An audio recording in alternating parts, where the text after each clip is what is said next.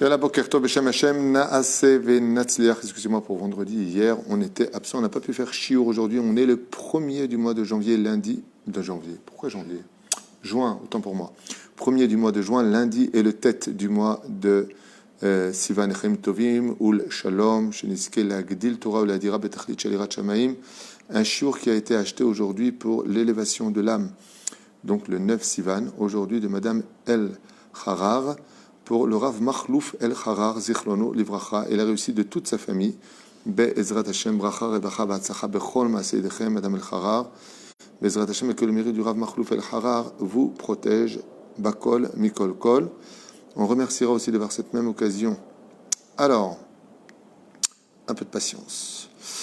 Gaël Chitrit qui a acheté aussi un shur Toda Rabba. Anthony Fernandez Hashem Varechotra Toda Rabba. Yohan Lalou, Yohanan Lalou Ayakar, Yoval Cohen, Toda Rabba, Hashem Varechotra, Bechol Hashar, Benjamin Ganem, Sarah Atia Ayakara, Jérémy Zribi Ayakar, ici de qui je parle, René Nidam, Daniel Yaakov Bilar Ayakar, Hashem Varechotra, Bechol Hashar, Bracha Rabacha Basar, Refouach Lema pour Jonathan, Shimon Ben Sarah, Anna El Narifano, Daniel Elbaz Ayakar, Roni Ben Simon, Linda Bekassi Sylvie Waknin, Jessie Naomi Shekroun, qui a acheté un chiour, il y a Eliaou Ben Simon, Adrien Ribevo et Sophie Ribevo qu'on embrasse très fort, que Dieu vous donne beaucoup de nachatrouach, Yaakov Bilar, toujours pareil. Ça, juste un instant, je dois l'effacer parce que c'est fini. On a fait aussi ça Askara. Refouach Lema pour Baruch Eliaou Ben Esther, Ephraim, Israël, Touitou, Shem Vorechuto.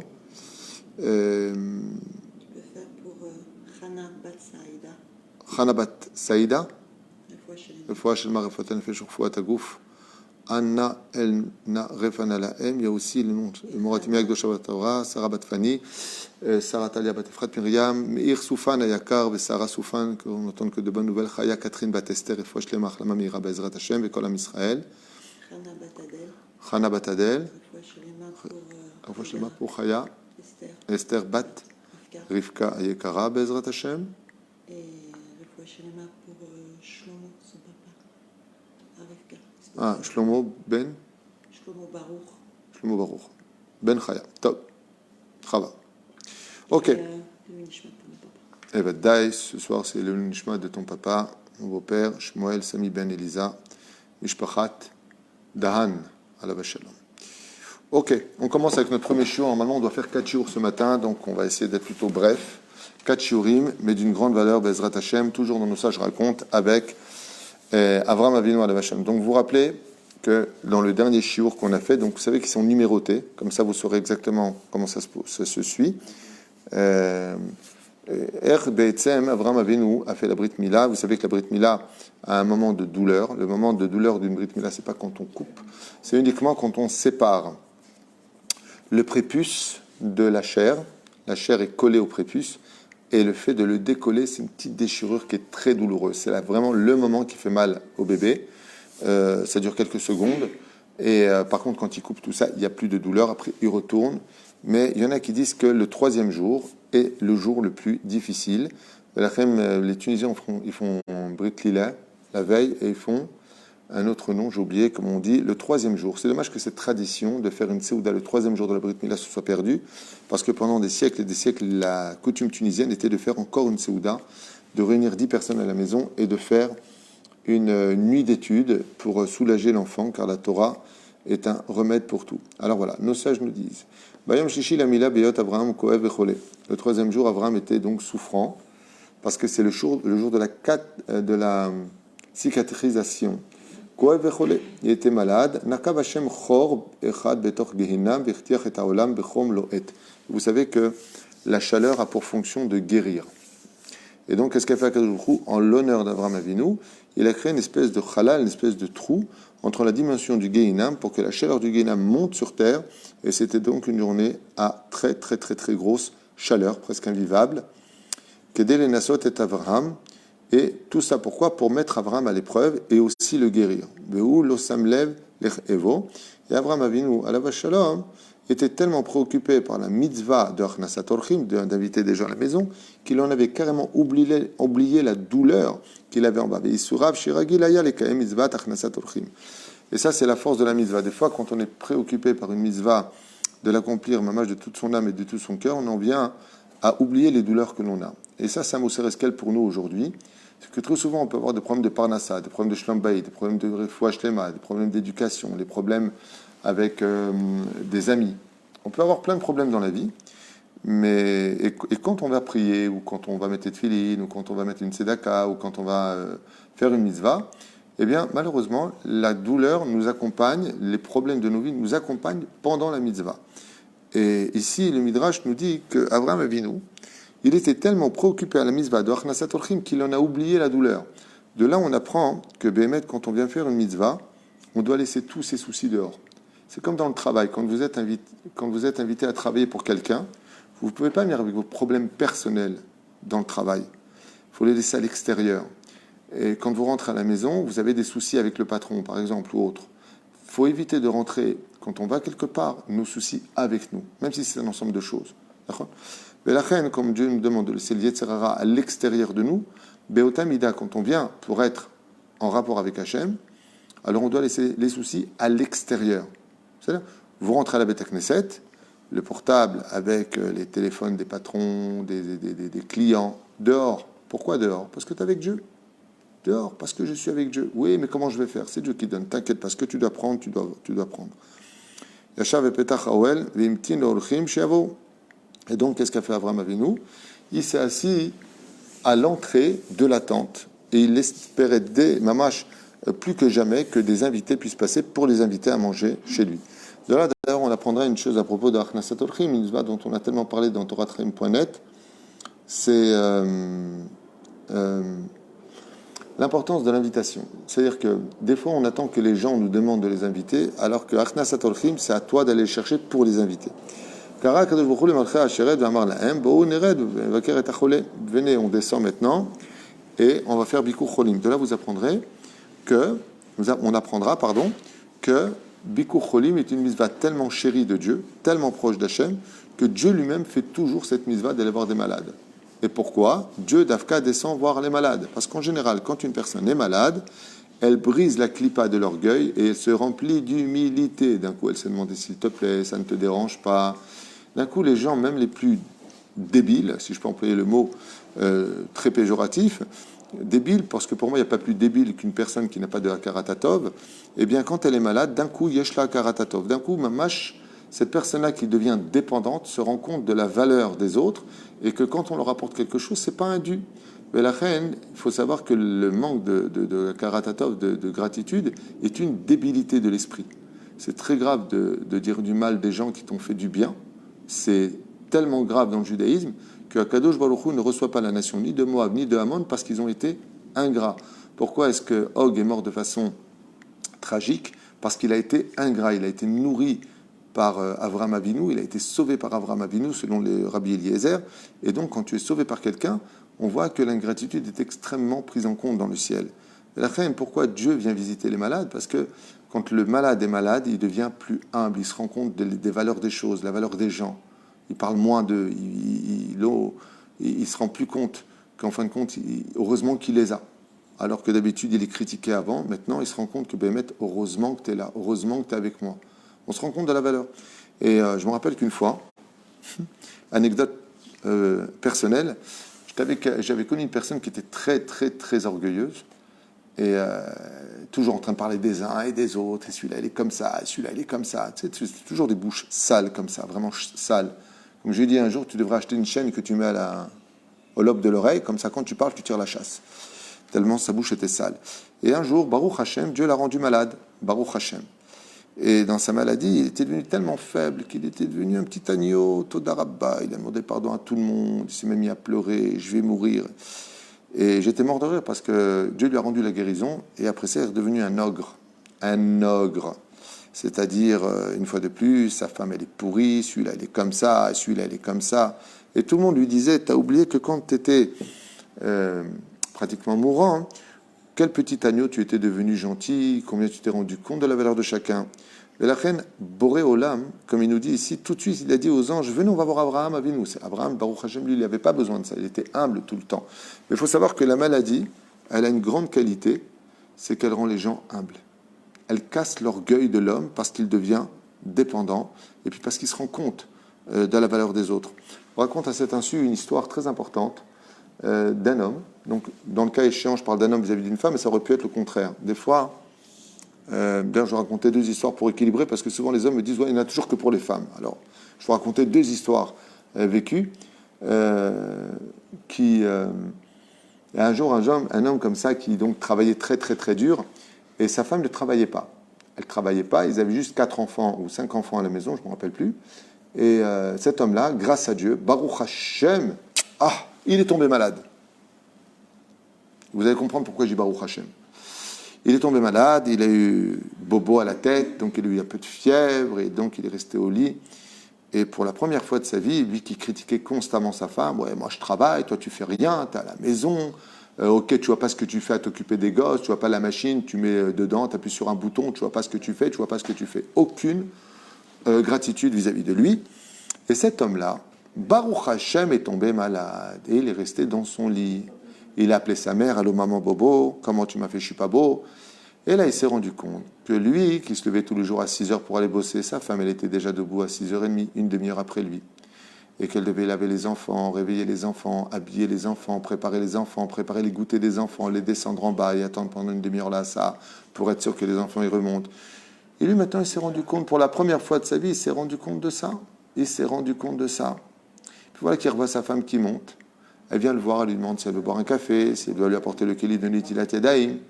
Et puis elle voit qu'elle commence à ranger la maison, et qu'elle commence à mettre les machines, et qu'elle commence à appeler, qu'elle vérifie les habits qui sont déchirés, qu'elle met les machines en route, qu'elle commence à, pendant que c'est en train de sécher, de repasser la première machine à laver.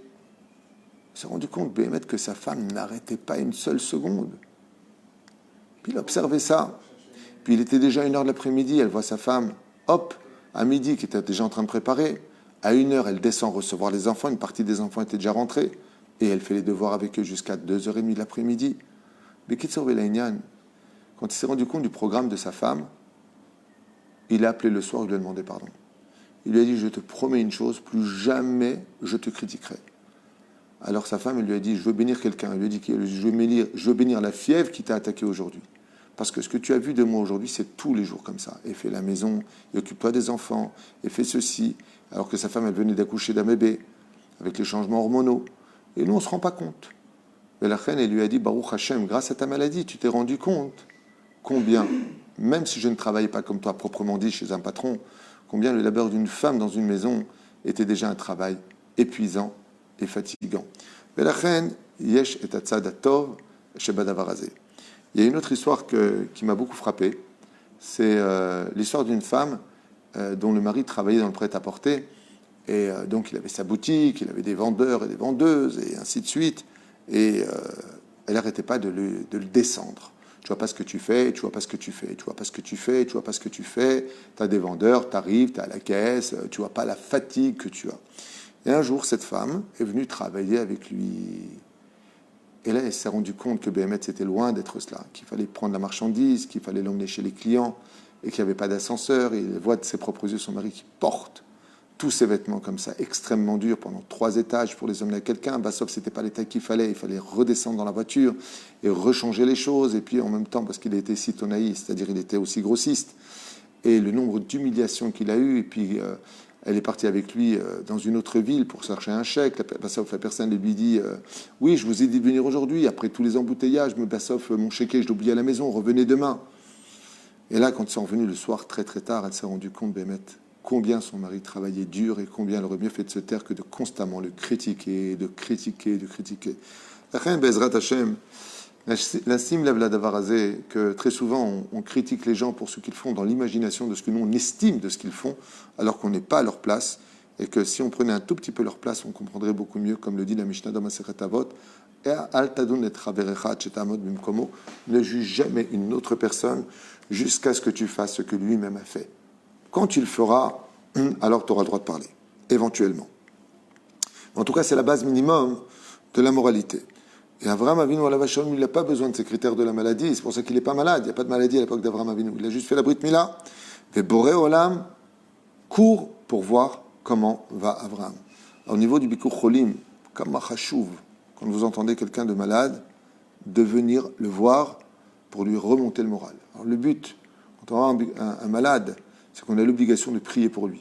C'est-à-dire que si vous allez faire Bikur Cholim, voir une personne, vous n'avez pas prié pour lui, il y a des poskim qui disent que vous n'avez pas fait la mitzvah.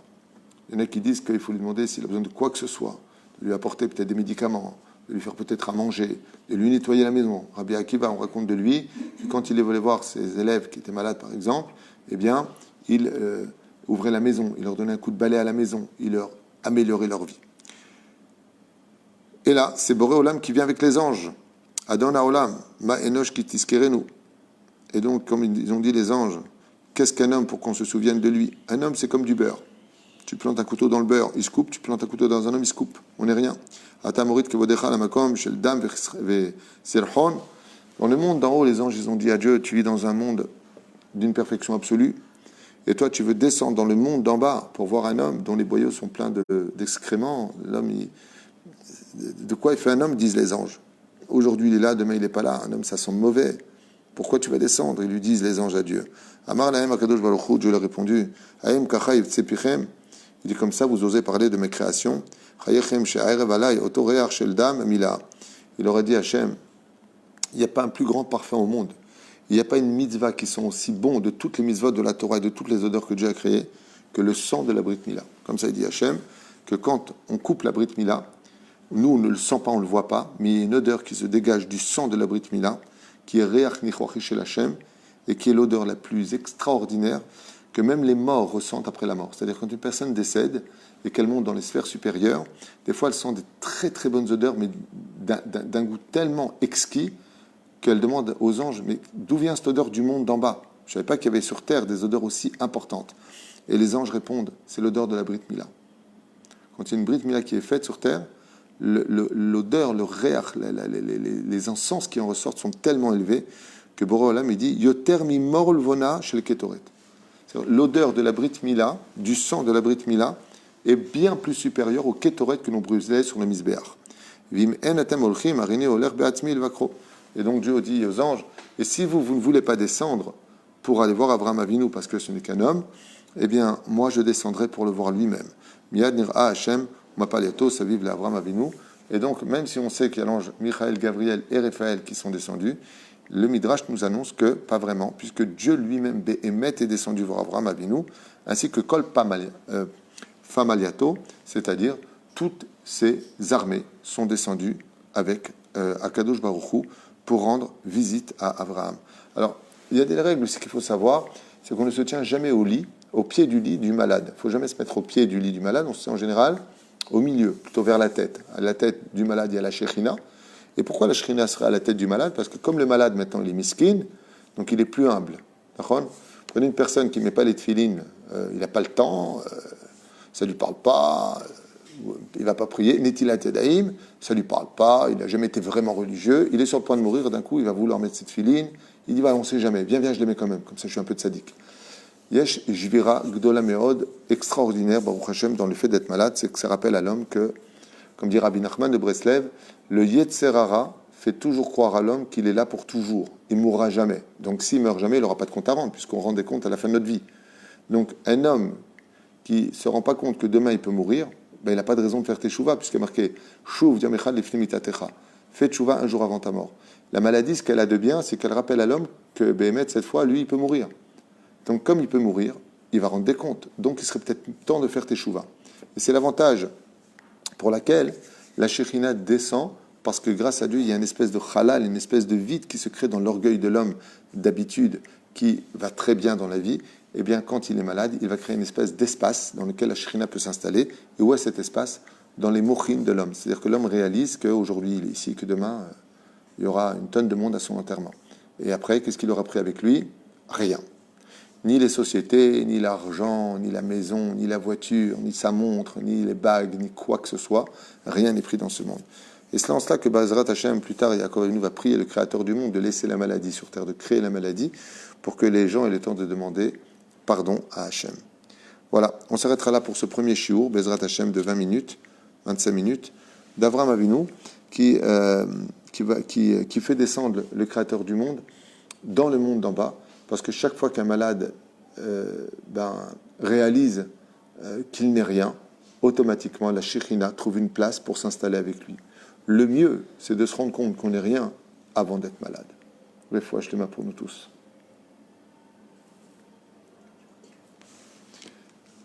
Alors le nom, tu as raison, on va le redire.